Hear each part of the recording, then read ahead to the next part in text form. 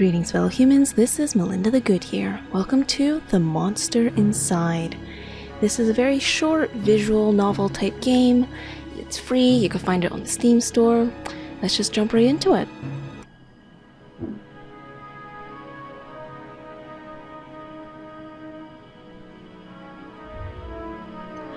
My head pounded, ears still ringing slightly. Some of the worst nightmares I'd had in years left me feeling like I've been punched in the jaw.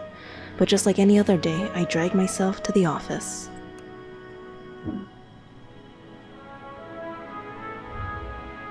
There was another notice on the door for the Mayor Vinetti's office. Permits out of date.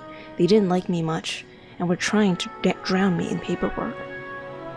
As you can tell from the style, it's the very detective noir type style, which I really like. You can also probably tell from me playing the Dark Side Detective, which I'm doing right now. It was a slow month, weeks since I've had any real case to work on, so I passed the time pacing the office, smoking and staring at the mirror in the corner, safely covered with an old bedsheet. I don't dare look at my own reflection. I'm too afraid of what I might see, afraid someday I might have to face what I really am. The girl came in so quiet, I nearly choked on my cigarette. Mister, please, you gotta help me, mister. Calm down now. Sit and talk slow.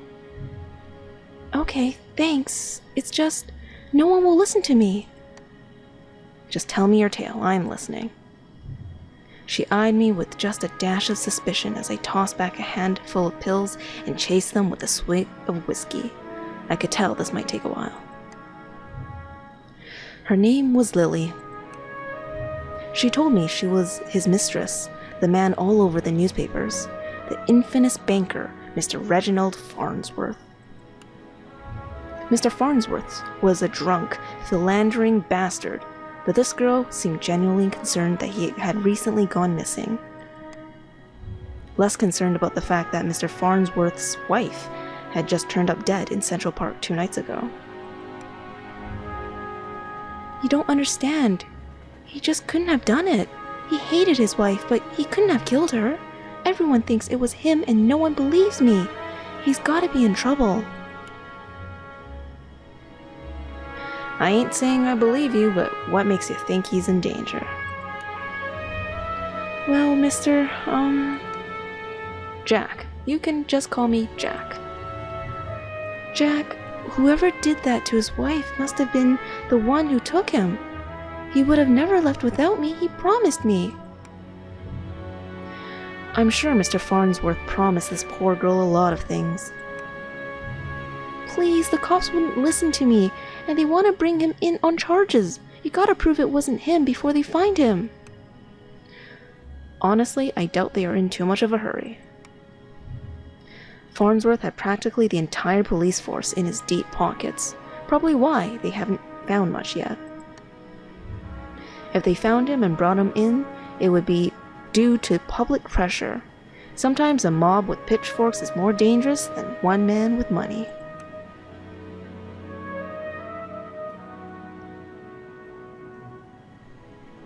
You've got my curiosity, but you might not like what I find. Oh, thank you, Mr. Jack. Thank you, but please, be careful. I don't think this was just any murderer or kidnapper. I think it was a beast. Beast. The word struck me funny, like when you jar your elbow on a hard corner. Not a word many use these days, except in hushed whispers and bedtime stories for children. Oh, they were real enough, alright? They just got better at hiding, controlling their unseemly urges. But I hadn't seen any monsters in nearly 15 years, back when I was still a cop myself.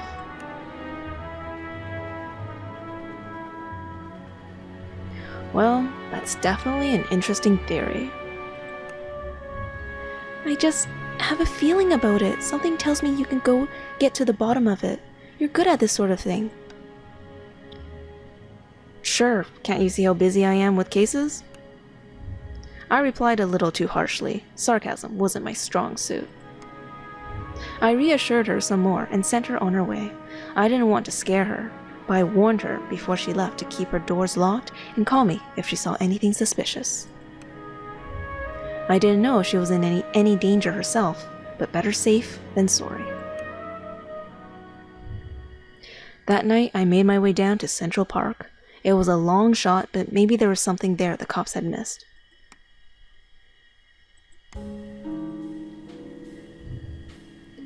The scene was already picked clean by the cops days ago, but I've got a knack for finding things others overlook.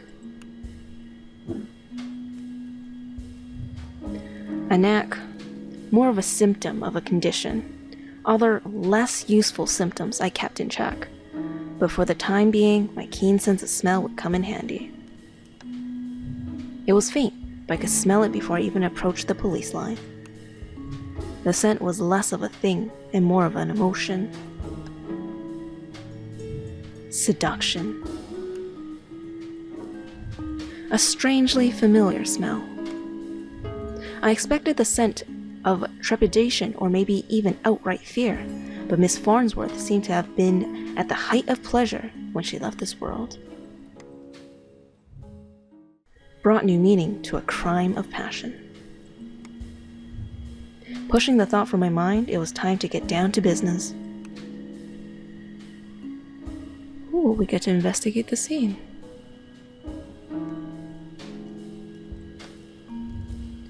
Muddy footprints everywhere, difficult to pick out anything from the prints the cops left behind in their haste. But cops don't wear $2,000 pairs of carcanos. It looked like Mr. Farnsworth was there that night and walked away on his own 2 feet.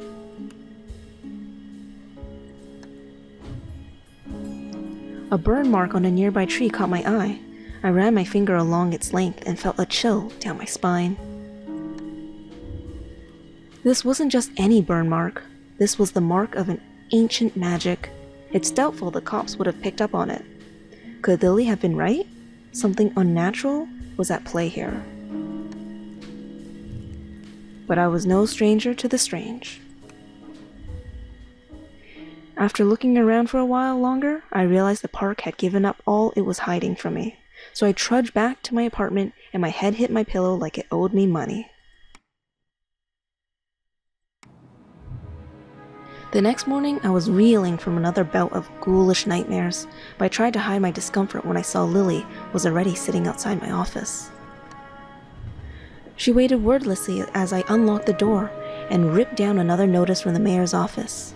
I motioned for her to step inside.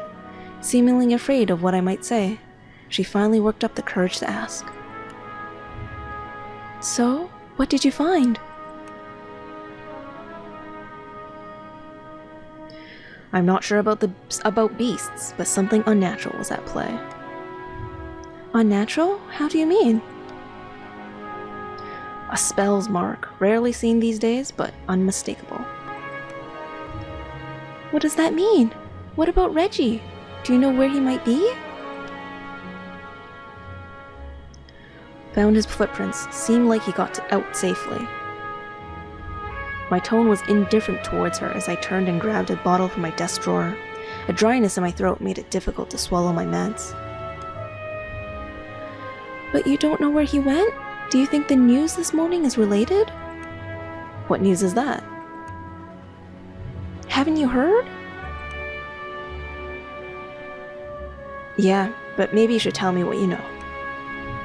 They found the police chief's wife dead down by the docks. They say it happened last night.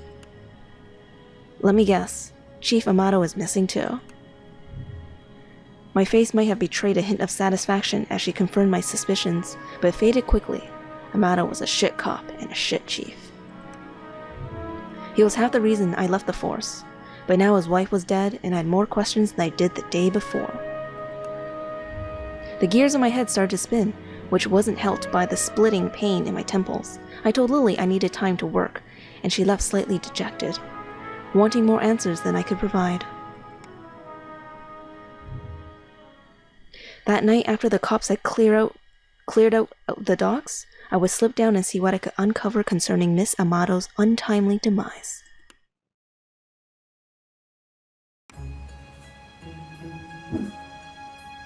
The cold air smelled strongly of salt and oil, and... could it be? That smell again, like someone had bottled pure arousal and used it as perfume. It hit me like a long-forgotten memory, but the sensual fumes soon gave way to a rush of adrenaline. I knew exactly what the scent reminded me of, and that scared me more than not knowing. I looked down at my hands, shaking. The nightmares, the headaches. No, I was better now, reformed. I had to focus. No jumping to conclusions. Follow the evidence. Red Phoenix cigarettes. Same shitty brand I smoke every day. Everybody's got their vice.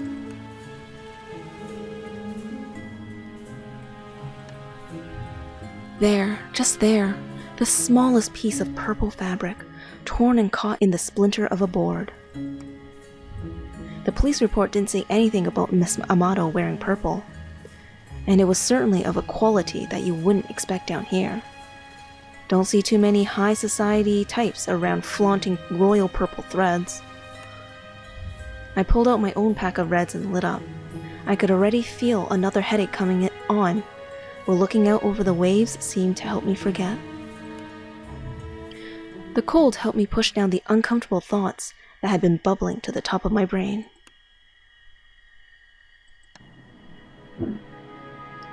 I honestly don't remember walking back to the office. Apparently I spent the night in my easy chair. The air from the docks lingered on my clothes. It was still dark out. No, I checked the clock. How long had I been out? Had I really slept through the entire next day? A newspaper was sitting under the door. As I stood to fetch it, I nearly fell over. A wave of nausea hit me like a ton of bricks. I steadied myself and regained my composure. Before I even picked up the paper, I could already read the headline. Breaking. Mayor missing. Wife found dead. 2 cases is a coincidence. 3 is a pattern. The cops would come asking questions soon. They knew I had a history of antagonizing all the victims. I stumbled to my desk and slammed back 3 days' worth of inhibitor pills. I couldn't take any chances. I had to investigate the scene to be sure. I threw on my jacket and went to the door. Lily caught me off guard on the other side. Jack, where are you off to? I've been trying to reach you all day. I'm sorry, Lily, but I don't have time to talk. I have to go. Okay, but we need to talk when you get back. Stay safe. She gave me a soft kiss on the cheek as I rushed off. Part of me wanted to stay and tell her it would be okay, but it would be a lie.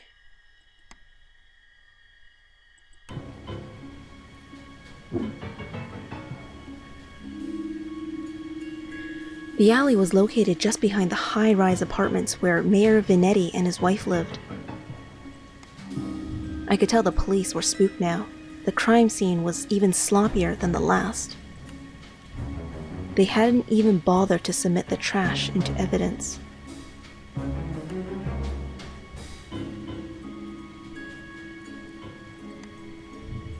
Vinetti's car. If he's still alive, why wouldn't he have left in his car? It didn't make any sense. I honestly wasn't too motivated to find him, but the stakes were too high, and my bet was edging towards the unthinkable.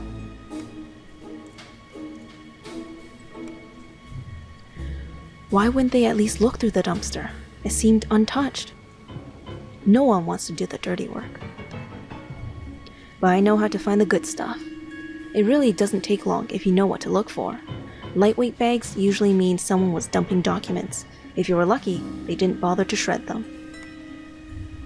Jackpot. Shell companies, shady stock trades, bribes. I knew Mayor Vinetti was crooked, but this was unbelievable. And there was more. Letters between Mayor Vinetti and Chief Amato, talking about me. How they were trying to get me shut down. They didn't like me snooping around crime scenes all the time. Well, they weren't here to stop me snooping around this one. As I searched around for anything that might assuage my fears, I caught the scent again. It overwhelmed my other senses with undulating pleasure. It was intoxicating, a weapon used on the weak-willed, a weapon I knew all too well, though it had been many years since I had used it. Was there another like me? Was I being framed? It wasn't possible, was it? I was taking my inhibitors. I was reformed. But the nightmares, the headaches, the memory lapses. I couldn't even trust myself. I started walking back out of the alley when something shiny caught my eye. A watch. Not just any watch, though. My watch. How long had my wrist been bare? Surely I just dropped it when I first came down the alley. I checked the time just before I left the office, hadn't I? Or had I used the wall clock? I couldn't be sure. I couldn't be sure of anything. So I ran.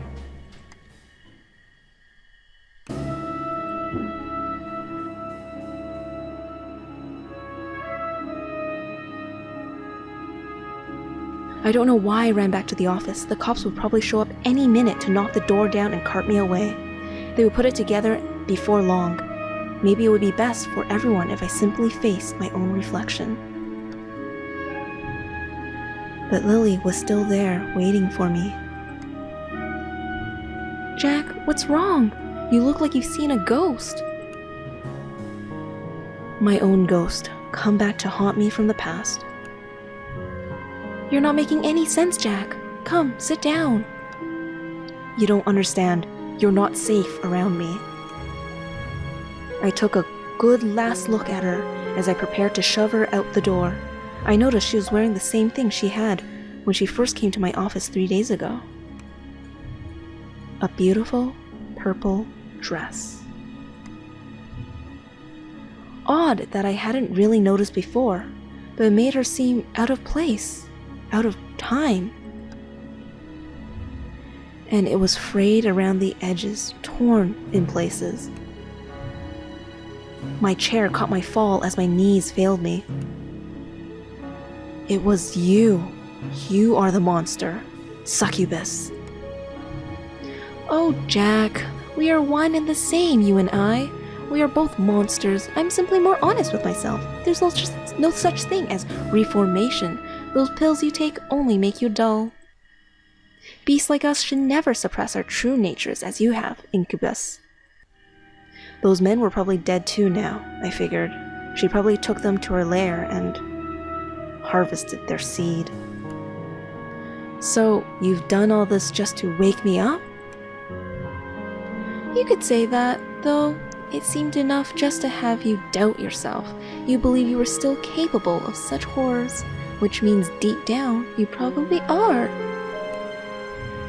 You can't escape it. Now I need you to complete the deed.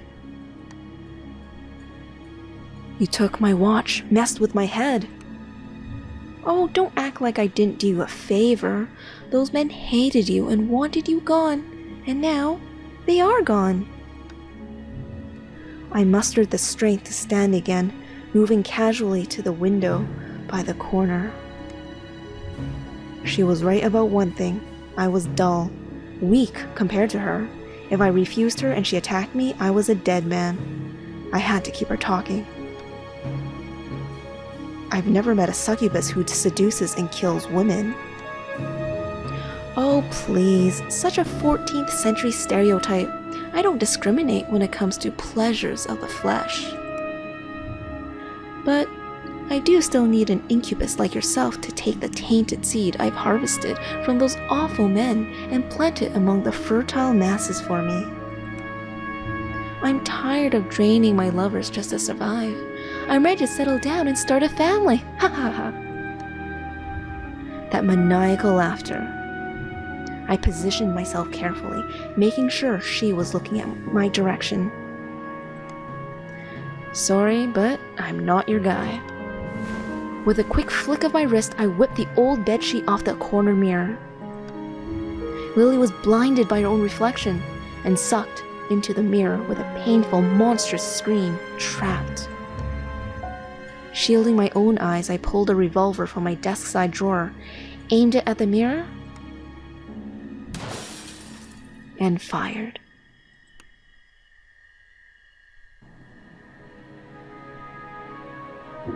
Well, that was pretty interesting. Oh, and they got more games, of course. But for a visual novel, I quite liked it.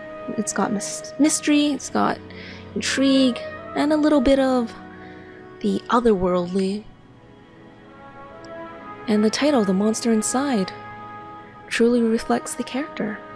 I really enjoyed it. I enjoyed just the dialogue, but also the interaction looking for the clues. It was a really short game with lots of chapters, but I thought it was pretty good and worth the play. So thank you Random Seed Games for the visual novel. I had a really good time, and thank you for watching. I hope you enjoyed. Once again, I'm Melinda the Good, and I'll see you all later.